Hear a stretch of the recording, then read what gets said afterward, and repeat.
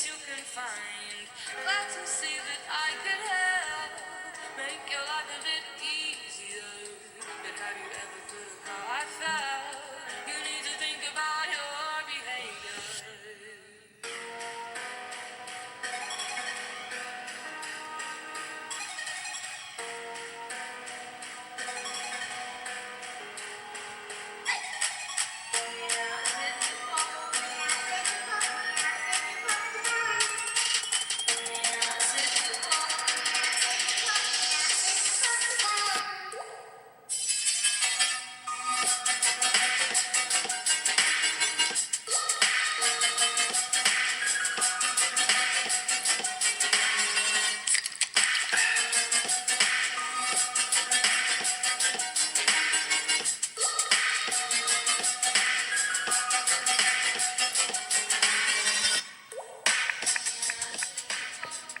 Oh boy, it's a Sunday. You think? Yes, it is. It's another edition of Butch On Sports. Simply Butch is here, and as always, thanks for tuning in here, boys and girls. A Sunday evening edition of Butch On Sports. Boy, what a busy, busy weekend here, and we'll try to cover the gambit on what went on this weekend. Like maybe let's do that right now here, as again you're listening to Butch on Sports. I'm Simply Butch, and as always, thanks for tuning in here. Let's have at it with some sports news here. Yonder Alonso, Melky Cabrera, and also Edwin Encarnacion. All homers for Cleveland this afternoon. However, Detroit didn't get it done. Corey Kluber pitched 8 innings for the Cleveland victory. That was an 8-0 or 8-1 victory, I should say, over the Detroit Tigers. Do you think I really care? Well, I've made about 3 mistakes already, so it shows really and truly. I'm getting very discouraged over the Detroit Tigers and their mess there. Okay, and we hear about trading, what they're going to sell, whatever it may be, and to all those people who somewhat agitate those kind of conversations there, you know, that's exactly what I mean. That 5 moments of silence, because that's what you need to do here. You don't run a team. You don't do nothing. All you want to do is start up crap.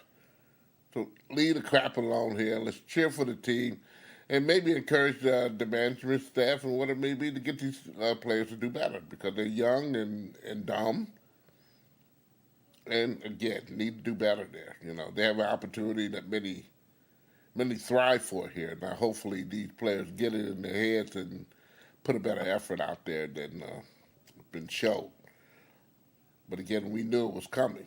Rajah Davis, ex-Detroit Tiger, added a triple and 2 doubles for the Indians, who took 2 out of 3 from the Tigers on this extension of their AL Central Division lead to 9 games over the Minnesota Twins, who is the closest foe to the Indians indeed. And by the way, it's the largest divisional lead in the major leagues at this moment. And once upon a time, early in the year, we thought it was going to be somewhat a battle, the Central Division being the worst. And Cleveland has gotten better, and maybe Minnesota Twins have come up to snuff as being a team that is reckoning for the playoffs. But if they don't hurry up and quick, fast, and hurry and continuously do some wins, I'm talking about the Minnesota Twins, New Yorkers, and Boston, and those West Coast teams, it may not be a chance. Speaking of the Detroit Tigers today here in Cooperstown, New York, Alan Trammell and Jack Morris were inducted in the Hall of Fame. First and foremost, congratulations to both of them. But I would be failing to, look at this thing would be a lot sweeter than a triple amount of players should have went on in here. And we're talking about Sweet Lou Whitaker.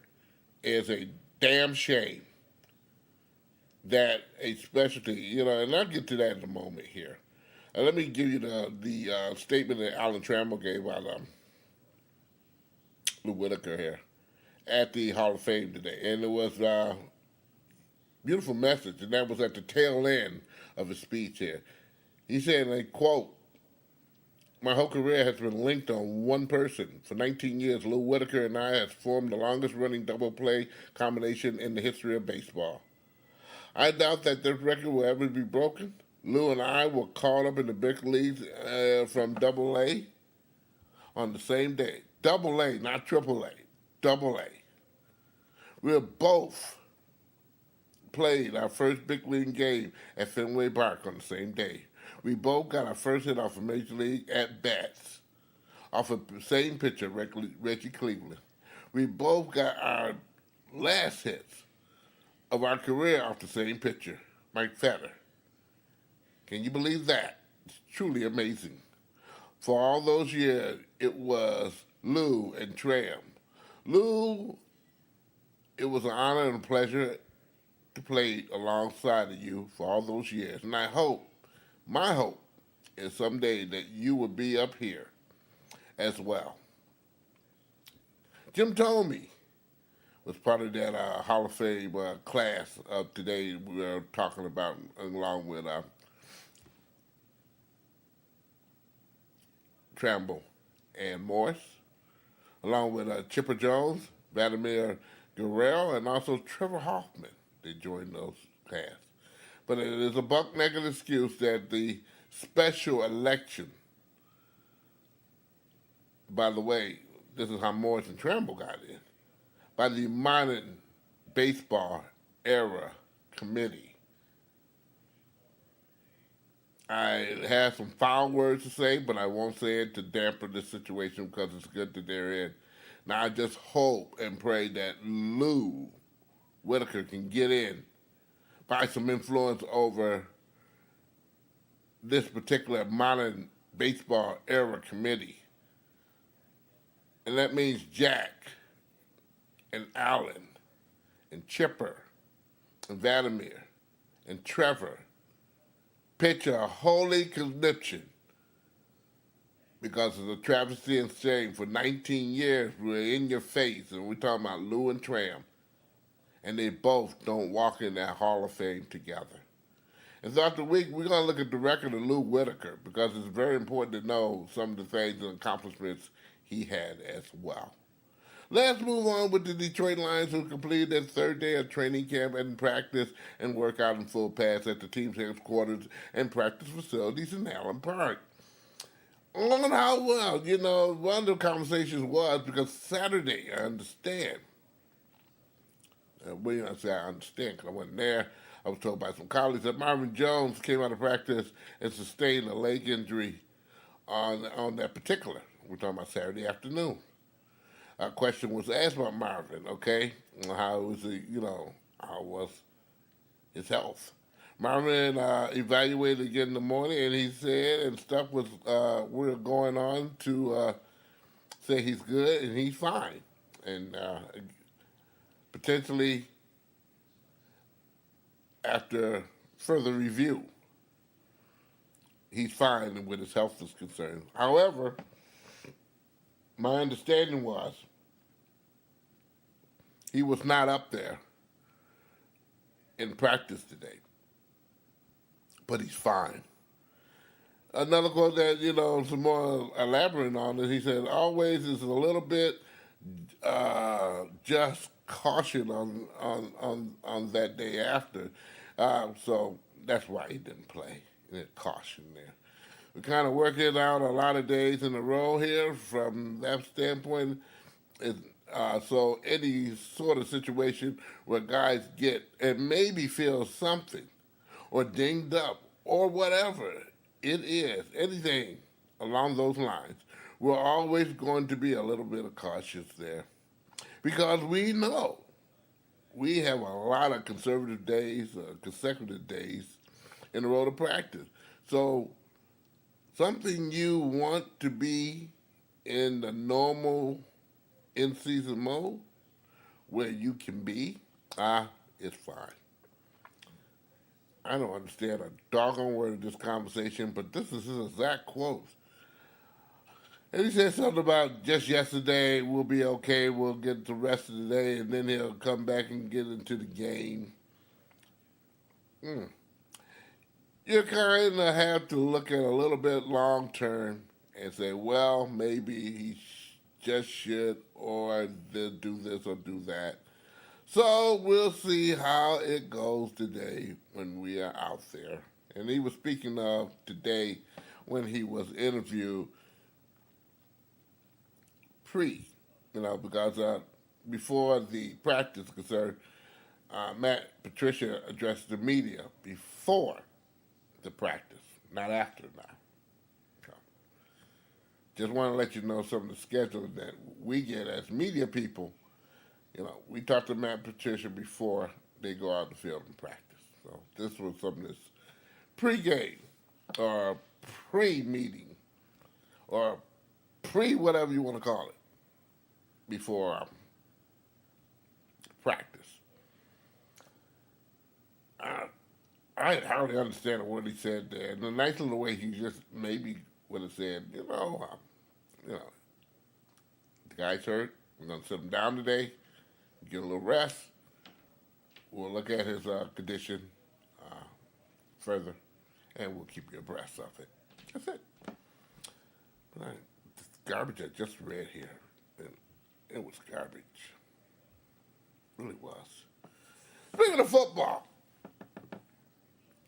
as the rest of the world call it football, we call it soccer. Very entertaining game yesterday at the U of M. Entertaining was because it was refreshing to see a nice big crowd there. 101,000 people came into the stadium at University of Michigan. That was ignorant, and I'm talking about the people who gave the thing, ignorant in concerns about parking, which always has been a long-standing type of concern at the University of Michigan, is always parking, because they really don't have the stadium set up where, parking's way on this golf course and around the corner. Maybe you have to maybe sneak and park at a hotel or something, hopefully, that maybe some kind of shuttle bus will come and pick you up. And the police don't maybe tow away your car while you're gone and you come back finding out that it's in the pond. But this committee who got this game together, it was a pretty doggone good game, very entertaining to me indeed. They got to do all the joints together there because, again, parking is an important feature, how people's safety of the car and their well-being and being protected as such as they would want their particular vehicle. Because I'm quite sure they had a place to park too, or had a limo or whatever it may be in line where they could do whatever they want to do and then some to get to the stadium and do their job. I just say it. But let's get back to the game, of course, there. Sakari, incredible bicycle kick. That was during the last part of the game. Then I got tickled to death when I saw that there. From Liverpool, which, by the way, beat them up 4-1. We're talking about Manchester United there. It was a pretty doggone game, very entertaining for the crowd. Many of the principal players did not play, be it via World Cup or they're in negotiation of coming from one team to another team. Or just some just said, the heck with you. I'm sitting out and getting some rest with my family and friends, and screw you. Mainz, Stuttgart, and Ojo was also scored for Liverpool in the particular there.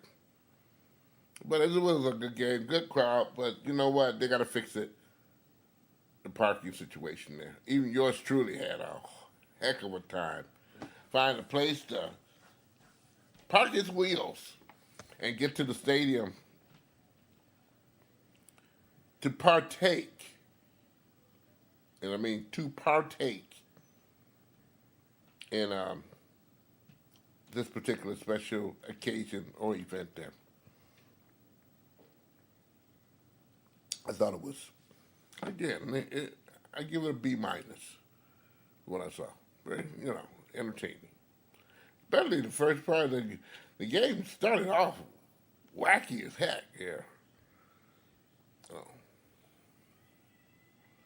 Milner and Cabrera, they had that little squabble in the opening seconds of the game, by the way, here. It was a trip. I tell you, it was a trip. The Tour de France is over, boys and girls. You don't have to get up early in the morning to watch it anymore. Britain's Gerard Thomas wearing the overall leader yellow jersey, draped with flags and two women on each side of him here. Celebrate on the podium after the 21st stage of the Tour de France. This particular stage was 116 kilometers, equal to 72.1 miles. And he stand there victorious. Everybody got a lot of cash and whatever it may be, but they're packing their bikes up and they're all going back home. Lance Armstrong, since he been, condemned from the match of the Tour de France, a steroid use or whatever it may be, PEDs, whatever you call it, whatever you want. You haven't really seen an outstanding American partake in this particular sport of bike riding. Hopefully that will change too. Get it legally. Some sad news in the WWE. Brian Christopher, a former WWE wrestler, son of the legend Jerry the King Lawler, was pronounced dead on Sunday after taking his own life in jail, according to Wrestling Observer newsletter.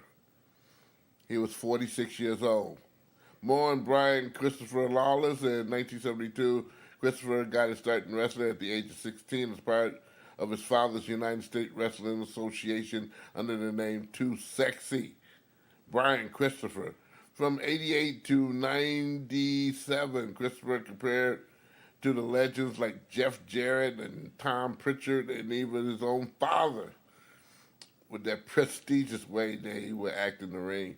Christopher was signed by the WWE, known as the WWF, back in 1997 as part of the company's light heavyweight division, competing under for the WWF Light Heavyweight Championship, and during that time is known as the Attitude Era. Christopher reached the peak of his career under the name Grandmaster Sexy, teaming up with fellow light heavyweight concerned Scotty Too Hottie Taylor, and also future WWE Hall of Famer Rishiki, who's a relative of many of the wrestlers who are taking part in WWE right now here.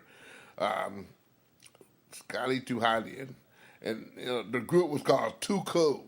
They had their little dance and everything here. They defeated Christian and Edge to win the WWF Tag Team Championship.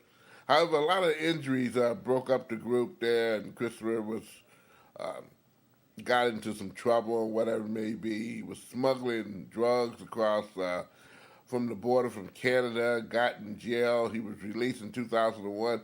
He never came back to that prominence again there. And again, he got into some mischief there in jail in Memphis, Tennessee, and he hung himself in jail, so-called some many news conglomerates, and the one that I just kind of mentioned here, the Wrestling Observer newsletter, had given us information on that there. Scotty Too Hottie. Oh, boy. I remember that group very well. Brian Christopher was 46 years old. Also a pro wrestling Hall of Fame legend, Nikolai Volkov, who was always the villainous Soviet Union personnel. Made him the Cold War era crowd love to hate there. Him and the Iron Sheik was a killer here. He died at the age of 70 years old. World Wrestling Entertainment announced Sunday that Volkov, born Josip Nikolai Persovich, and he was born in formerly the country of Yugoslavia there. He rose to prominence in the ranks during the 80s, relentless, tawny American audiences with a scarlet and gold outfit in the Soviet flag waving annex and doing his thing with his buddy and great villain, coupled off with the Iron Sheik, and they were a bit much, but they were the villains that you love to hate, and sometimes in good favor there. I mean, he fought people like the superstars of wrestling. Of course, back there in the days in the '80s was something else to be desired. Hulk Hogan, Jimmy Fly, Snooker, the list goes on and on. Roddy Piper. Wrestling was great back then and there. I remember those days very well there. He made a lot of contribution. Of course, he's in the WWE Hall of Fame there. Nikolai Volkov, he did at the age of 70 years old.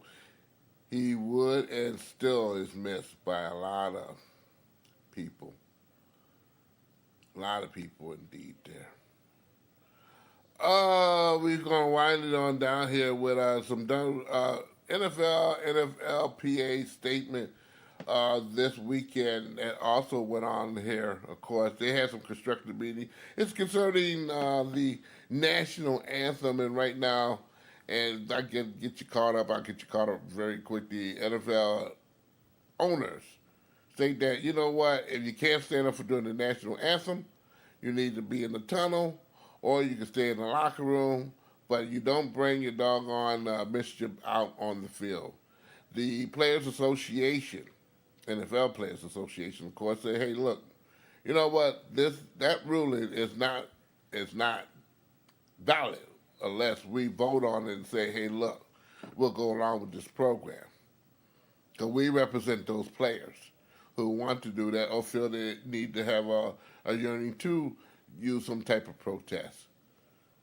And you agree or you disagree, they're doing what they should have did in the first place, is have a conversation on this particular ordeal, so everything is final across the board. We cannot ignore that there are some social issues in place that need to be put to rest. And it's better that those particular players and owners of the National Football League be involved in this conversation to force some doggone political and stupid idiots to do right by society in general. It's a damn shame that we run around here and do the things that we do to each other. But it happens. Protest is healthy in times of need. But it shouldn't damper tradition. It shouldn't damper someone's heart on and influence others not to think and do the more positive things that will get more volume than standing up and doing some things that would affect our children in the long run there. I'm just saying that because it needs to be said. You know, those players did nothing wrong. However, our children watch what we're doing, and they look at the progress of where we're going. And with some progress or no progress, we got to do something on a positive note to stop the violence via police or to each other. Hell, I have friends in Ferguson, which is outside St. Louis, out there praying. And bro, and Pastor Roosevelt Gray, I salute you, because you were out there bringing people in prayer instead of throwing rocks and bottles at each other and fighting with police officers who, some of them had the brains of a pea and kept stuff going and not thinking and doing other things alternatively to keep peace. And I'm talking to you fools, too, who go in there and stealing other people's goods for no cause at all because you think you're entitled to doggone disrupt the whole community and everyone else is affected by it. Because we're not talking about a shooting in that particular city for the person who went out there and ended up eventually getting killed and scared the crap out of a police officer because he went out there stealing some blunt cigars. You got no right to take anything that doesn't belong to you. Just as so, that police officer should have better training. But you can't blame them when you're sitting up there threatening anybody over some blunt. That police officer want to go home alive too. So there's problems on both sides of the fence. We need to talk it out with the right people. The politicians of the political people and the mayors and also the police chiefs who does the training or in charge of it so we can do things in a peaceful motion. I like what the NFL Players Association is doing right now because whatever decision hopefully they come out to, it will be in joint renaissance where we don't affect our kids. And I say that because at the end of another edition of Butch on Sporty here. Yes, indeed. Butch on Sports is a presentation of Oh My Darling Productions. Sunday edition of Butch on Sports. Who'd have thought here, huh? Hey, we'll be back Tuesday night, Wednesday morning with some more Butch on Sports. Check me out on the game tomorrow night at 6:45. Monday on WUPN 95.1 The Eagle with Scott Nason, Katie, Dave, and a whole lot of people at the Wicked Sister. Okay, hey. Check me out on Facebook, of course. Also on Podomatic. Yes, I am PLYBUTCH. And the Game Sports Show. That website on popbean.com. And also on YouTube. Scott Nason's page. Well, a lot of our good shows are keyed up on that particular as well. Hey, check it out. Hey, I'm out of here, boys and girls. Have a great week or beginning of one indeed.